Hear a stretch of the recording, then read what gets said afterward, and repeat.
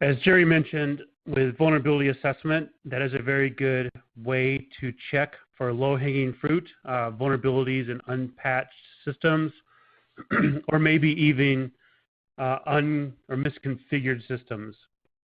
But it's still a good idea, as Reagan says here, to trust but verify. So you want to trust that your process is working properly, your people are trained properly, but you want to do some verification. And that's really where the penetration test comes into play. With penetration testing, there's really two broad categories, at least how we classify them. We have on-site and remote. And realistically, what we're looking for is a weakness in the people, the process, or the technology. One of those three items, we're looking for the weakest link, as it shows down here. You have to think of it from an adversary's perspective. They only have so much time and so much effort, because it really is a business for them to steal records or to break in devices and achieve their objective.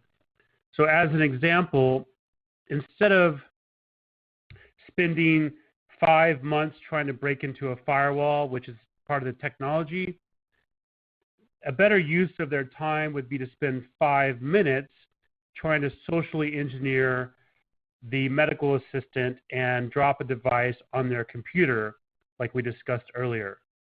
So our penetration testing, we break up to achieve one of these three areas, to try to figure out the vulnerabilities in those three areas. We do on-site testing, which includes the in-person social engineering. So this is like the example we talked about earlier, where we pretend we're the IT support personnel and try to get access to the person's computer or extract information from them. We also do thumb drive drops. This is where we drop thumb drives. We can leave them on a conference room, table, on the floor, in the parking lot, etc. And the whole idea is we're trying to get somebody to pick up the thumb drive and get them curious enough about what's on the thumb drive to actually open the file. It doesn't have to be some sort of executable that automatically runs. It can be something as simple as an Excel document labeled 2018 layoffs. And it's just enough to pique somebody's curiosity where they want to open the document to see if they are getting laid off or if they're on that list, for instance. And then in that Excel file, we would embed malicious code that would give us access to that computer. We also do physical security reviews where we're on site. This can be as simple as looking for shred bins with unshredded documents that we can take pictures of that have PHI on them, like we showed earlier with the body cam. It could be as simple as the direction somebody's monitor is facing. If we were able to, from the parking lot, read the screen of somebody's monitor as they are keying in somebody's medical information or some patient data, that is not good, because we could typically or easily set up a camera out there to record that for the entire day and get records that way, as an example. Or we could get sensitive data that we could use later on. We also test the network while we're on site. So this could be while we're in the waiting room, for instance. We find an open jack behind a chair, a Category 5 jack. We plug into that jack. If it's live, we will then try to scan the network and see what devices we can get access to. With wireless, we have to be on site. We kind of went over wireless earlier. We look for vulnerabilities and we try to break the passphrase. And all these are the same tactics that an adversary would use, except we're doing it from an ethical standpoint. For remote penetration testing, the broad categories that fall into that are web application testing. Most healthcare providers have a patient portal or a physician portal or both. And what we check is to make sure the portals are secure. And this is in the form of a web application test, also known as a gray box test in this example. And one of the things we do is we'll log on as one of the patients, and from that patient's portal, see if we could get access to another patient's information or a doctor's information or root access, etc. The other thing we do are phishing campaigns. We are at Alpine Security 100% successful with phishing campaigns because our campaigns are based on real intelligence. We don't use canned messages that come with a phishing training device or phishing training software. We use real intelligence and real items that are going on and real current events that may affect the organization. And this is exactly the same tactic an adversary would use. We also do phone campaigns. This can be done remotely, obviously, where we will spoof a number, like we'll spoof the help desk of the organization. We'll call them and we'll ask for certain information or try to get them to divulge information they shouldn't. And the other thing we do is external testing. So any devices, in addition to the web applications that are facing the internet, we will test those devices for vulnerabilities. This could be a firewall, a VPN concentrator, an Outlook web access server, etc. The next slide here is, this is just a sample report from a medical device we tested. This is a device that's deployed at pretty much every hospital and clinic. And you see this device had 10 critical findings. A critical finding that's rated with a risk rating of critical means it's very simple to carry out the attack, and the attack can give us root access to the device.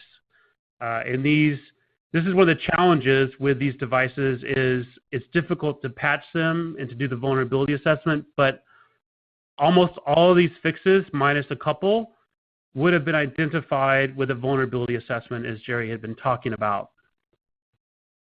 For this particular device, one of the tactics we used to exploit it was using the Tomcat manager. So a lot of devices today have Tomcat installed, and from my experience and our experience at Alpine Security, Tomcat is typically overlooked and misconfigured, and vulnerability assessment tools will often not notice a problem with Tomcat.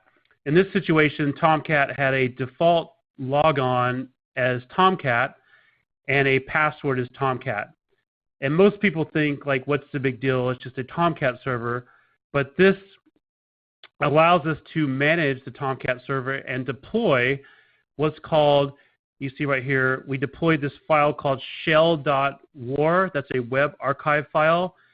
We deployed it to the server, and then if we browse to the server, this file is actually ran. So through the Tomcat manager, we were able to upload a file, a malicious file, then browse to that server and run the file actually on that target system, that medical device. And when we ran that file, you see right here this blue arrow is, we were able to get what's called a shell, and I blacked out the actual equipment and actual directories, but the shell gave us NT authority system, which is root level access to that device. And we got this shell, which is what it looks like from the attacker platform, simply by browsing to the web interface of that medical device after we planted the shell.war file. So there's a few steps involved, but this is not rocket science. And as we mentioned, that's why it's a critical rating.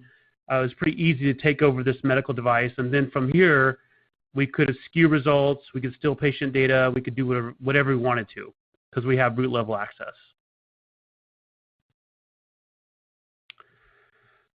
Some of the common penetration testing issues, which I mentioned we would go over, a lot of organizations don't understand what they're getting. So it's important when you're doing a penetration test to talk to the organization and make sure that what you think you need is what you're getting.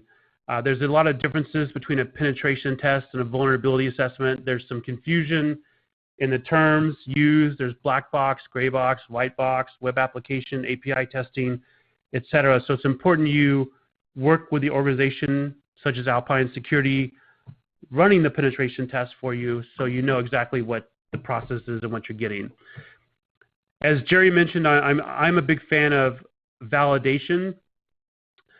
A lot of organizations, they'll have a penetration test done. There'll be a report provided. They think they fixed the problems based on the remediation steps in the report, but they never get another test done.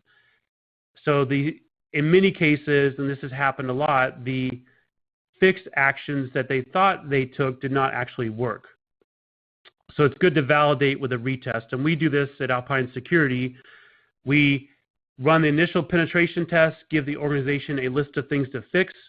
We give them 30 days to fix it or 45 days. And then we come back and run the same test to verify that they did, in fact, fix everything. Because the last thing you want to do is have an attacker get in because you thought you fixed something. Another thing that we do, and it's a common problem that a lot of competitors don't do, is we provide a letter of attestation. This is a sanitized executive summary of the results of the penetration test. And this is used to give to auditors and third parties that shows you had a penetration test performed, which meets the HIPAA evaluation criteria. It shows that the data was performed, the scope of the test, and the results were at a very high level. You don't want to give a detailed report to a third party. So this solves that problem. And also, what we do and a lot of organizations don't do is walk through the report in detail. All the steps I just showed you on the previous slides, those are from an actual report. We make sure that there's no mystery to what we did, and your IT staff could actually walk through and reproduce the same scenario or stimulus that we produced. And it's important that the details are understandable.